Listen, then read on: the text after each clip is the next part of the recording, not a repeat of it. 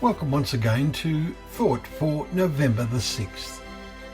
Our readings are taken from 2 Chronicles chapter 35, Hosea chapter 3 and Acts chapters 18 and 19. And our thought is from the king's possessions.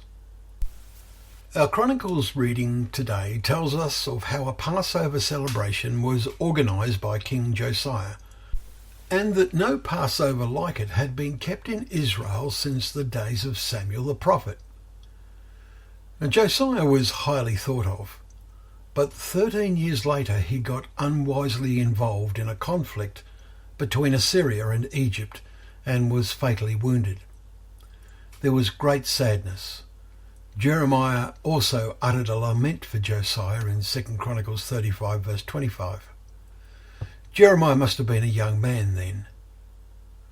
Well, after his death, it took less than 23 years in the reign of 4 weak and unspiritual kings before Jerusalem and the temple were utterly destroyed.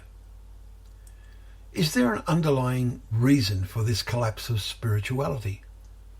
The nation and the people had seemed to reach such spiritual heights with such a Passover and a righteous king. The probable answer lies in the detail of today's chapter. In keeping that impressive Passover, it was the king, the priests and the Levites who provided the sacrificial offerings, which totalled an enormous amount of livestock, 37,000 lambs and 3,800 bulls. Josiah himself providing most of them from the king's possessions. 2 Chronicles 35 and verse 7. So this great Passover did not cost the ordinary people anything. Was it no more than a great free feast for most of them? Prophets led by Isaiah had repeatedly warned the people that they must have the right attitude in approaching God. You meet him who joyfully works righteousness, those who remember you in your ways. Behold, all our righteous deeds are like a polluted garment, wrote Isaiah in Isaiah chapter 64 and verses 5 and 6. After Josiah's death, the people were led by kings of all of whom did evil in the sight of the Lord. And people likewise were exceedingly unfaithful, we read in 2 Chronicles 36 and verse 14. God provided his Son, Jesus, as a sacrifice for us.